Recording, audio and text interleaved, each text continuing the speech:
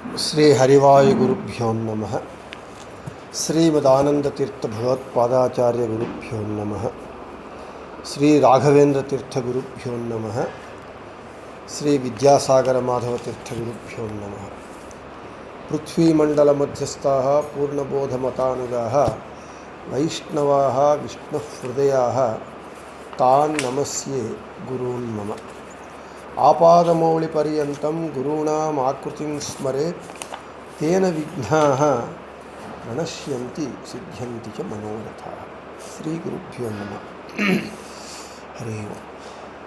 నిన్నటి రోజున మన భగవద్గీత ఉపన్యాసంలో ధృతరాష్ట్రుల వారు సంజయుణ్ణి అడుగుతున్నారు. ధృతరాష్ట్రోవాచ ధర్మక్షేత్రే కురుక్షేత్రే సమవేతా యుయుత్సవః మామకాః పాండవాశ్చైవ కిమకుర్వత సంజయ. నిన్న చెప్పినట్లుగా ధర్మక్షేత్రమైనటువంటి కురుక్షేత్రంలో యుద్ధము చేయాలి అనేటటువంటి ఇచ్ఛ కలిగినటువంటి మామకాః అంటే నా పుత్రులు, పాండవాః పాండురాజు కుమారులైనట్టు పాండవులు సమావేశమైనారు. సమావేశమై ఏమి చేసినారు అని ఆ శ్లోకం యొక్క అర్థం. మనకు నేను మొదటే చెప్పినట్లు రాఘవేంద్ర స్వాముల వారి వ్యాఖ్యానాన్ని పెట్టుకొని చెప్పటం జరుగుతుంది అని చెప్తున్నాను. ఇక్కడ అవును, ఆ కురుక్షేత్రం అనే రణరంగము అది ధర్మక్షేత్రము. అక్కడ ఆ ధర్మబద్ధంగా ఆ కురుక్షేత్రంలో యుద్ధం జరుగుతూ ఉన్నది. మళ్ళీ ప్రశ్నలు వస్తాయి, ఇక్కడ ధర్మము, అది అన్యాయము, ఇక్కడ మోసము, అబద్ధాలు ఇవన్నీ వస్తానికి ఆ సమయానికి సందర్భం వచ్చినప్పుడు సమాధానాలు చెప్పుకుందాం. అందుకే అంటున్నారు ధర్మ సాధన భూమౌ కురుక్షేత్రే యుయుత్సవః. ఇక్కడ సమావేతాః సమావేశమైనారు. మనకు నిన్న చెప్పుకున్నా నేను, ధృతరాష్ట్రుడే అతనే చెప్తున్నాడు ఎందుకు సమావేశమయ్యారు, యుద్ధం చేయాలని. మళ్ళీ ఏమి చేస్తున్నారనే ప్రశ్న వెనుక దుర్యోధనుని యొక్క మనోగతం ఏమిటి అనే దానిని ఇక్కడ మనకు రాఘవేంద్ర స్వాముల వారు దానిని చెబుతున్నారు. అందుకే మనం కర్తలను ఆ వ్యాఖ్యాన గ్రంథాలను పెట్టుకొని మూల గ్రంథాలు చదివినప్పుడు దాని యొక్క అంతరార్థం అర్థమవుతుంది. ఇక్కడ రాఘవేంద్ర స్వాముల వారు అదే చెప్తూ ఉన్నారు. పాండవానాం భగవత్ప్రియత్వం సర్వసాక్షికమప్యజానన్ ధృతరాష్ట్రః స్వపుత్రాణం విజయ వివిదిషయా సంజయం ప్రప్రచ్ఛ ఇత్యర్థః. ఎందుకు అడిగాడు ధృతరాష్ట్రుడు అంటే ఆయన మనస్సులో ఎంతైనా ఎవరికైనా తన కుమారులు గెలవాలనే ఉంటుంది మనస్సులో. కాబట్టి ఎక్కడ మన ఈ భగవద్గీత చివరి శ్లోకం యత్ర యోగేశ్వర కృష్ణో యత్ర పార్థో ధనుర్ధరః తత్ర శ్రీర్విజయో భూతిర్ధ్రువ నీతిర్మతిర్మమ. ఇది చివరి శ్లోకంలో ఎక్కడ యోగీశ్వరుడైనటువంటి కృష్ణుడు ఉంటాడో, ఎక్కడ పార్థుడైనటువంటి ధనుర్ధరుడైనటువంటి పార్థుడు అర్జునుడు ఉంటాడో అక్కడ సంపద విజయము అన్నీ అక్కడే ఉంటాయి అనేది. ఇంకొకటి, ఎక్కడైతే భగవంతునికి ప్రియమైన వాళ్ళు మాత్రమే జయశీలురవుతారు, కానీ భగవంతుణ్ణి ద్వేషించేటటువంటి వాళ్ళు, భగవంతుని యందు భక్తి చెయ్యనటువంటి వాళ్ళు గెలవడం సాధ్యం కాదు. ఇది అందరికీ తెలిసినటువంటి విషయమే. భగవంతుడు ఏ పక్షంలో ఉంటే ఆ పక్షమే గెలుస్తుంది అనేటటువంటిది అందరికీ తెలిసినటువంటి విషయం. అయితే ధృతరాష్ట్రునికి మాత్రం తెలియదట. ఎందుకు తెలియదు అంటే పుత్ర వ్యామోహం.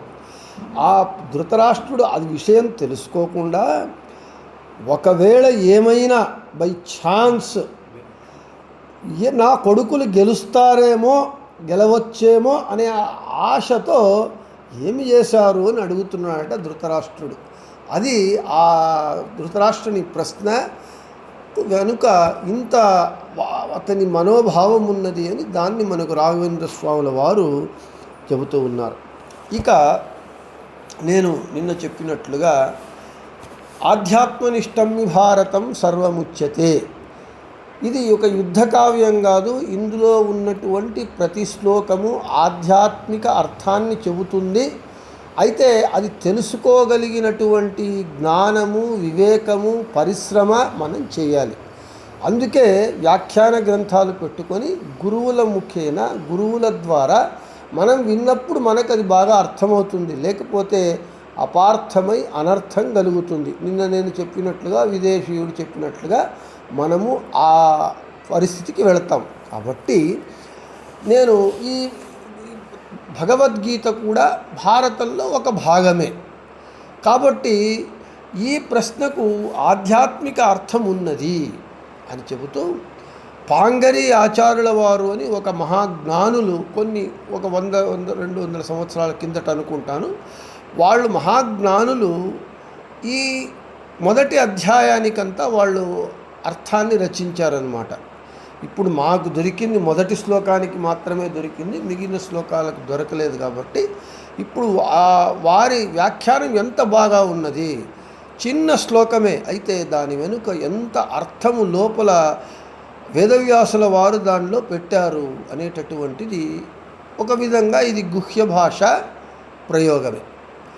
ఇక్కడ ధృతరాష్ట్రుడు, సంజయుడు, తరువాత ధర్మక్షేత్రము, కురుక్షేత్రము, మామకాహ, పాండవాహ, ఈ శబ్దాలకు అంతరార్థాలు ఉన్నాయి. ఇక్కడ ధృతరాష్ట్రుడు అంటే అవును ఈయన దుర్యోధనాదుల కౌరవుల తండ్రిని. అయితే అక్కడ ఆధ్యాత్మిక అర్థానికి వచ్చినప్పుడు అక్కడ ధృతరాష్ట్రుడిని అర్థం కాదు.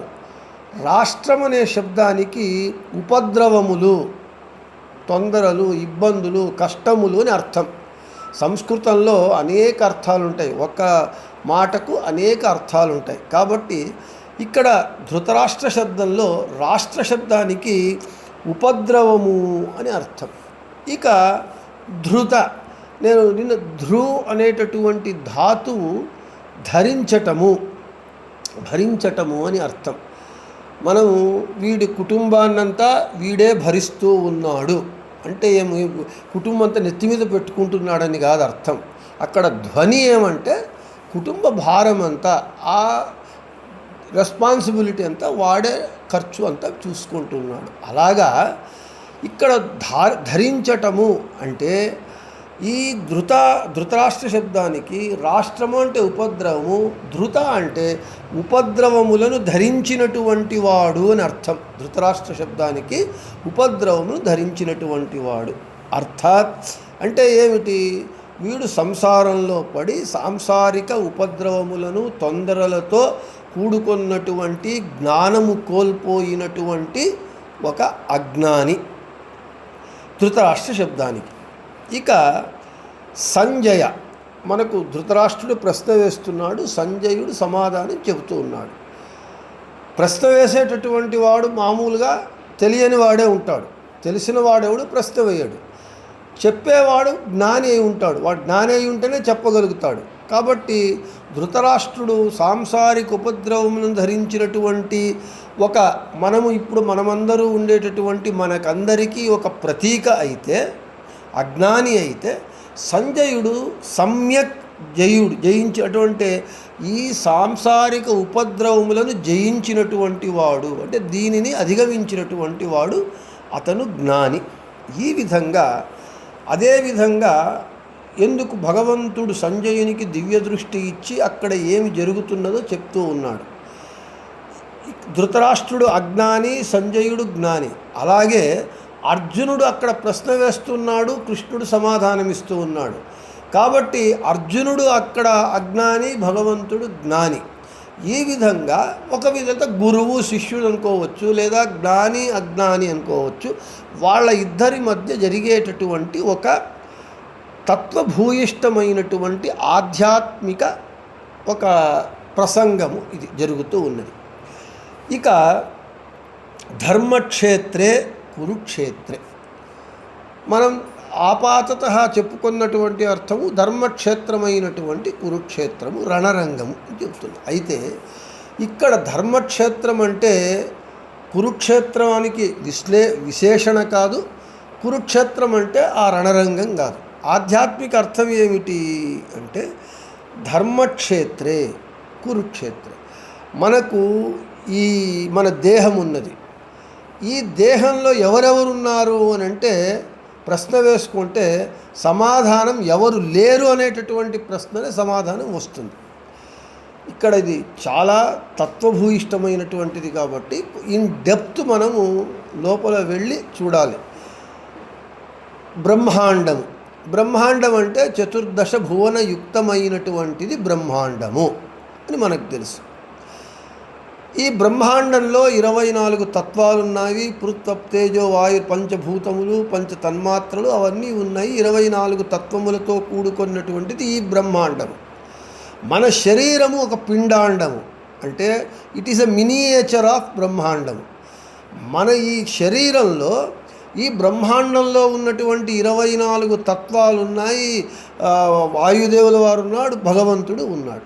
కాబట్టి ఈ శరీరంలో ధర్మశబ్దవాచ్యుడైనటువంటి భగవంతుడు సర్వశబ్దవాచ్యుడు. ఏ పేరుతో పిలిచినా పలుకుతాడట మన శ్రీనివాసుడు. కాబట్టి వాడు అన్ని నామాలు వానివే. కాబట్టి ధర్మ అని పిలువబడతాడు భగవంతుడు. ధర్మవాచ్యుడైనటువంటి ధర్మశబ్దవాచ్యుడైనటువంటి భగవంతుడు మన శరీరం మనలో ఉన్నాడు.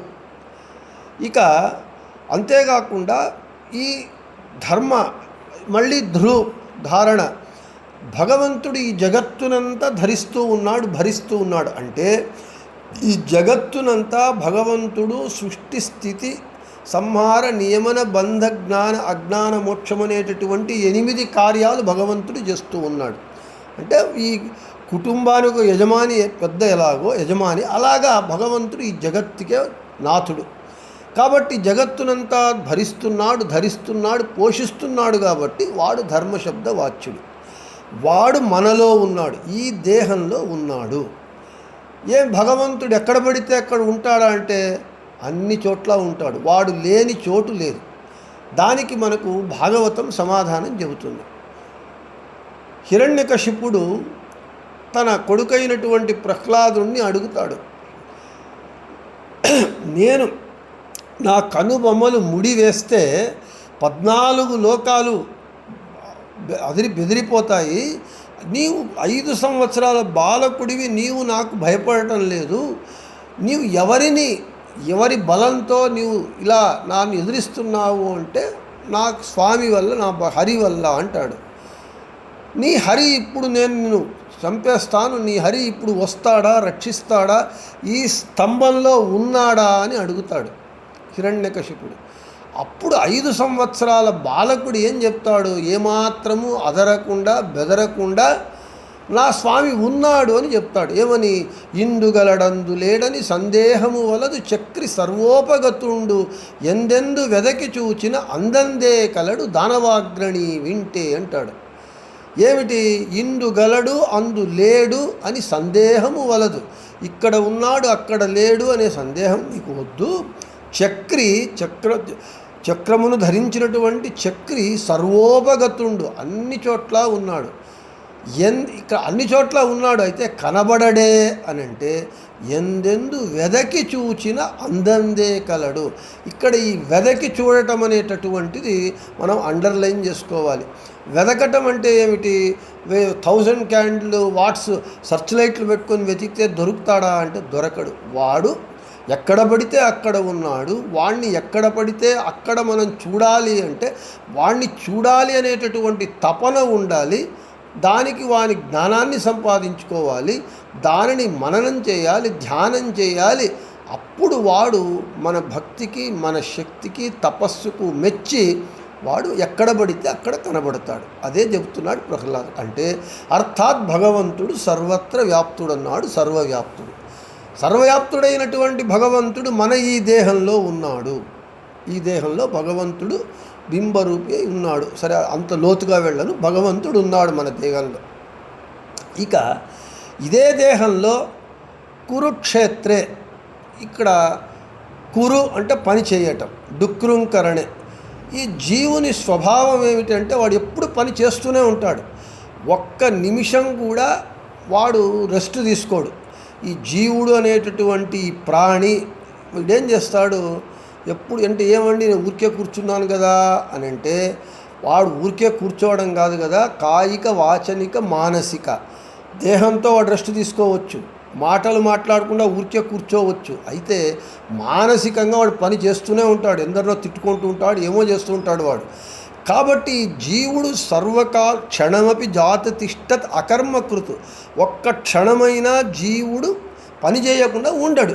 ఏదో త్రికరణములలో ఒక ఇంద్రియంతో పనిచేస్తూ. కాబట్టి జీవుడికి పని చేసేటటువంటిది జీవుని స్వభావము.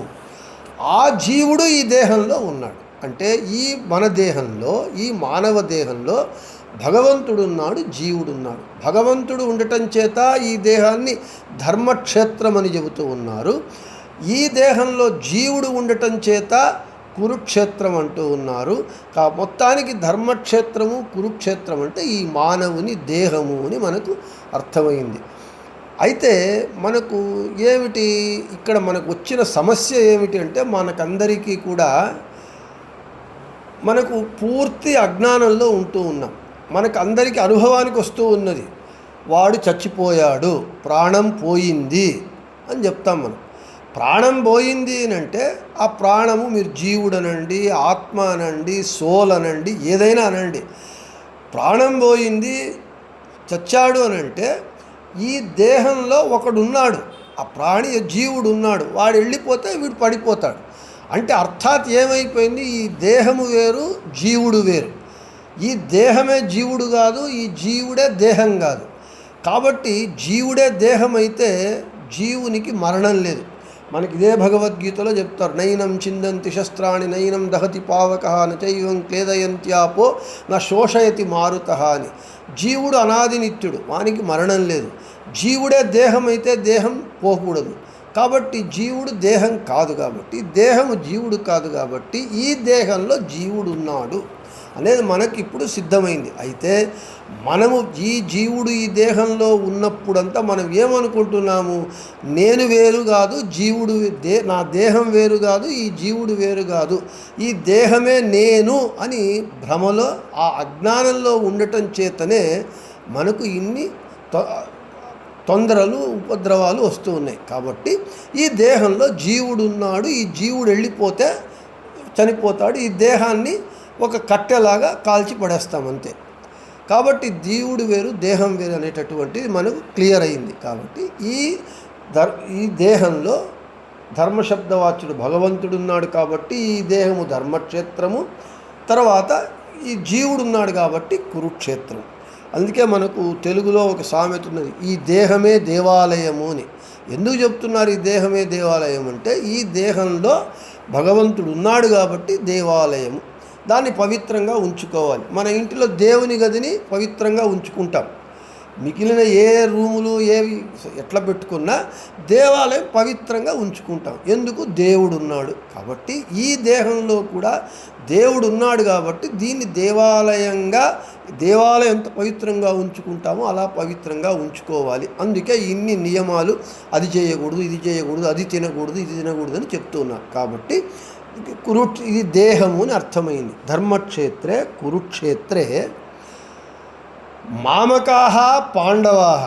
ఈ మామకాహ, మా అంటే జ్ఞానము, అమా అంటే అపరిపక్వ జ్ఞానము, క క.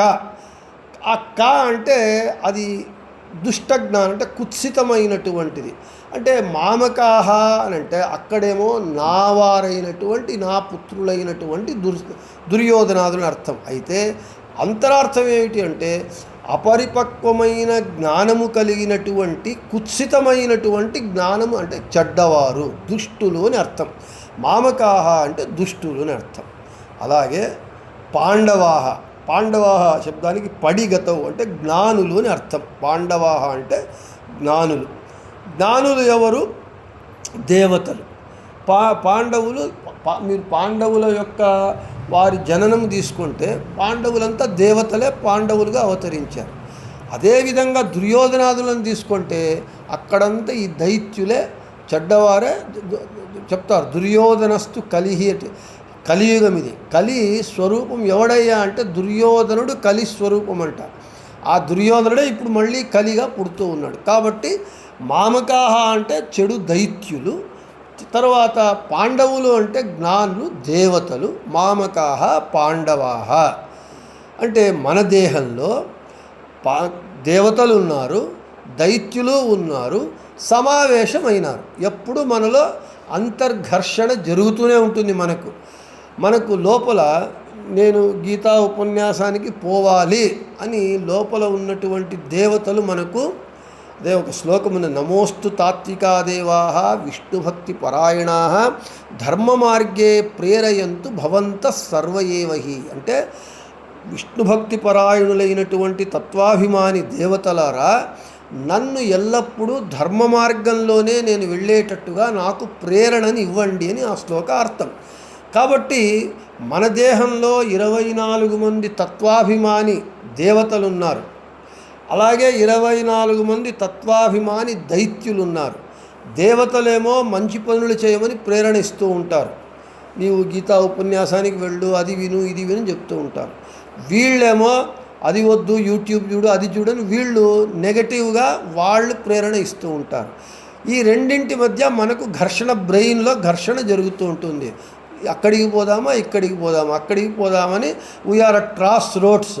మనకప్పుడు దేవతలు గెలిస్తే గీతా ఉపన్యాసానికి వస్తాం, దైత్యులు గెలిస్తే వేరే ఇంకెక్కడికో వెళ్తాం. కాబట్టి ఈ ధర్మక్షేత్రము కురుక్షేత్రం అని పిలువబడేటటువంటి ఈ మానవ దేహంలో 24 మంది తత్వాభిమాని తత్వాభి దైత్యులు సమావేశమై నిరంతరము ఘర్షణ జరుగుతూ ఉన్నది.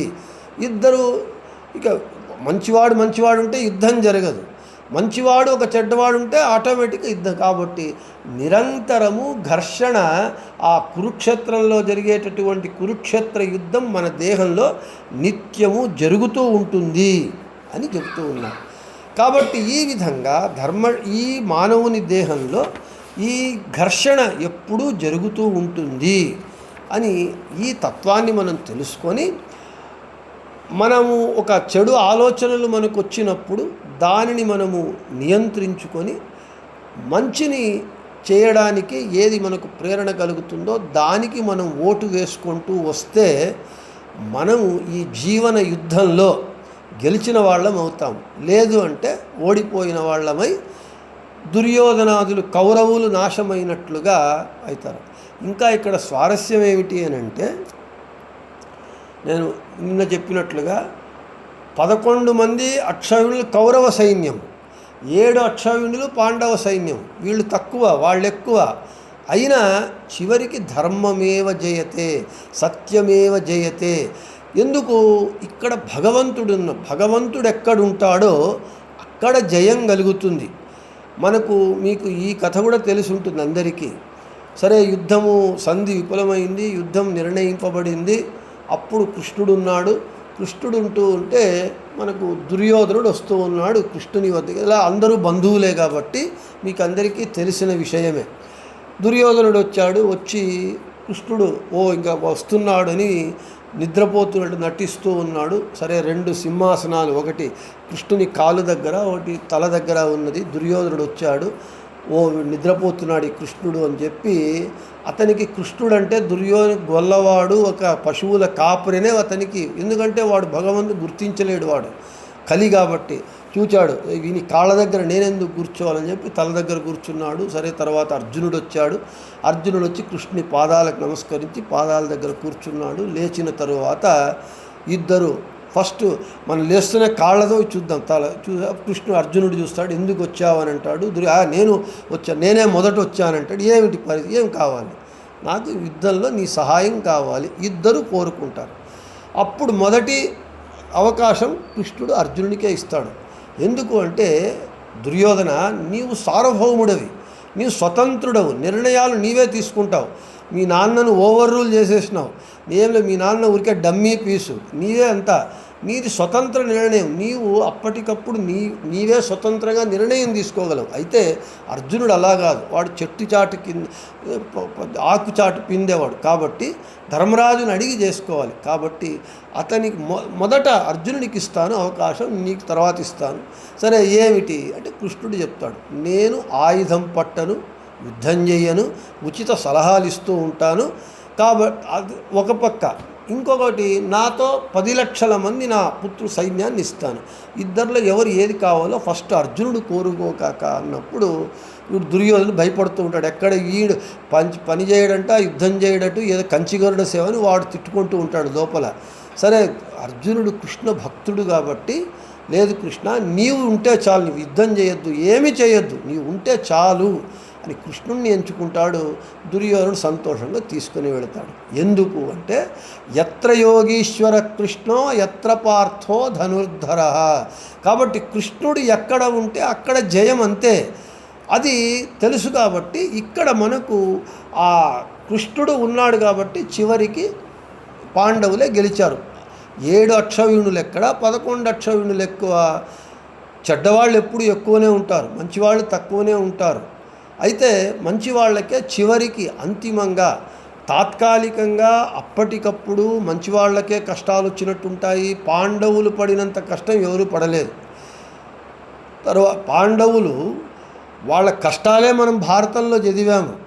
వాళ్ళు తర్వాత సుఖపడింది, రాజ్యం వేలింది పెద్దగా చెప్పలేదు. దుర్యోధన దర్పము, వాని యొక్క అహంకారము, వాడు చేసింది ఎక్కువగా ఉంటూ వస్తున్నది. ఎంత ఏది ఏమైనా అంతిమంగా మంచికి ధర్మానికి జయం కలుగుతుంది. ఎందుకు కృష్ణుడు చెప్పే ఉన్నాడు, యదా యదా హి ధర్మస్య గ్లానిర్భవతి భారత. ఎప్పుడు ధర్మానికి హాని గ్లాని జరుగుతుందో అప్పుడు నేను ఆత్మానం సృజామి, నన్ను నేను సృజించుకొని ధర్మాన్ని రక్షిస్తాను, శిష్టులను రక్షిస్తాను, చెడ్డవారిని శిక్షిస్తాను అని చెప్తూ వచ్చినాడు. కాబట్టి ఈ విధంగా ఆ చివరగా కృష్ణుడు ఉన్న చోటే జయం కలుగుతుంది. కాబట్టి మనకు జయం కలగాలి ఈ జీవితంలో, ఈ సంసార సమరంలో మనం కష్టాలను ఈదుకొని ఈ సంసార సాగరము నుండి మనము బయటపడాలి అని అంటే ఆ కృష్ణుణ్ణే మనం వాణ్ణిని ఆశ్రయించాలి, వాని నామస్మరణ చేయాలి. చేస్తే తప్ప ఈ సంసార సమరంలో, యుద్ధంలో మనము గెలవలేము. కాబట్టి సాధ్యమైనంత మేరకు మనము ఎలాగా ప్రహ్లాదుడేమి ముసలివాడుగా దేవుణ్ణి ప్రసన్నీకరించుకోలేదు. రాక్షసుని కొడుకుగా పుట్టి 5 సంవత్సరాల ప్రాయంలో భగవంతుడు ఇక్కడ ఉన్నాడు అని చెబితే భగవంతుడు ప్రహ్లాదుని కొరకు ప్రత్యక్షమయ్యాడు. కాబట్టి భగవంతుని యందు భక్తి చేయడానికి జాతి, మతము, కులము, వర్గము, వయస్సు, ధనము, పేరుకి ఏది కారణం కాదు. మోక్ష సాధన సామగ్ర్యాం భక్తిరేవ గరీయసి.